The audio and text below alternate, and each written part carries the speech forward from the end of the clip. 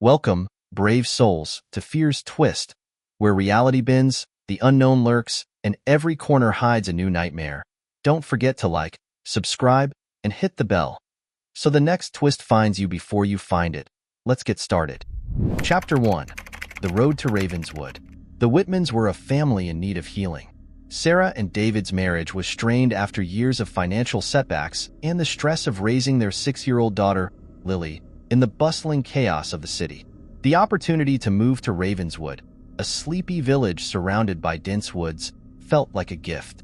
Their new home was the stuff of Gothic novels, a sprawling Victorian mansion with ivy-covered walls, elaborate woodwork, and a garden long since claimed by wildflowers and weeds. It was old, yes, but charming, and remarkably within their budget. "I can't believe we got this place so cheap," David said as they unloaded boxes. "Maybe it's just too far from civilization for most people," Sarah replied, though a small voice in the back of her mind wondered if the price had been too good to be true. The locals were polite but distant. When Sarah stopped at the general store for supplies, the clerk flinched when she mentioned the house. You bought the old Holloway place," he stammered. "It's beautiful," Sarah said, trying to ignore the way the man's eyes darted to Lily, who was twirling outside on the porch. The clerk leaned closer. "Watch your daughter. Keep her close." That night, as the family settled into their new home, Sarah couldn't shake the feeling that they were being watched. Chapter 2. The First Night. The wind howled through the cracks in the house as the Whitmans prepared for bed. Lily, excited by the move, was difficult to settle. She kept insisting she didn't want to sleep alone. "Why not, sweetie?" Sarah asked. "I feel like someone's in my room," Lily said. "I can hear them whispering." "It's just the wind," David assured her. He tucked her in and kissed her forehead. At 3 a.m., Sarah woke to the sound of Lily laughing. Heart pounding, she crept down the hallway and found her daughter sitting cross-legged in the living room, staring at a dark corner of the room.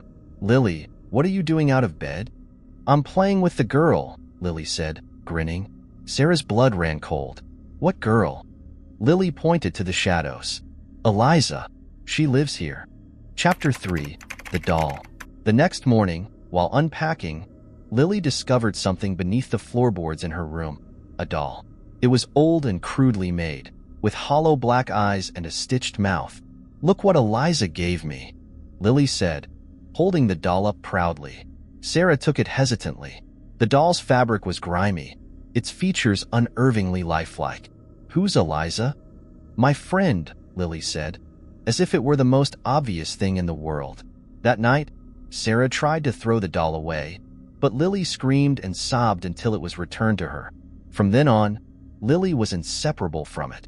She began having long conversations with the doll, speaking in hushed tones as if someone were answering her. Her behavior changed. She grew pale and lethargic, often staring blankly at the walls. Chapter 4. Whispers in the Dark. The house began to change. Strange sounds echoed at night. Faint whispers, the sound of footsteps in empty rooms, and the occasional faint laughter that seemed to come from nowhere. One evening, Sarah went to check on Lily and found her standing at the window, clutching the doll. "What are you looking at?" "Eliza's outside," Lily said, her voice flat. "She wants to come in." Sarah looked, but the yard was empty. Still, she felt the unmistakable prickle of eyes watching her. Chapter 5. The Town's Warning. Desperate, Sarah sought answers from the townsfolk. At the library, she met Margaret, an elderly woman with deep wrinkles and wary eyes. Margaret's face darkened when Sarah mentioned the house. "The Holloway house?" Margaret asked, her voice trembling. "You need to leave. That house has a darkness. A child died there, a girl named Eliza. Her parents locked her in the attic and left her to die." Sarah's stomach churned. "Why?" Margaret hesitated, then leaned closer. "They thought she was cursed. After she died, strange things started happening. People say she lingers, searching for other children to take." When Sarah returned home, she found Lily in the garden, digging furiously. "What are you doing?" Sarah demanded. "Eliza says her doll's home is here," Lily said without looking up. Chapter 6. The Attic. That night, Sarah and David decided to investigate the attic. The door was locked, but David forced it open with a crowbar. The attic was cold and smelled of decay. In one corner was a small bed, rusted chains bolted to the wall beside it. The walls were covered in crude drawings, stick figures of a little girl surrounded by looming shadows.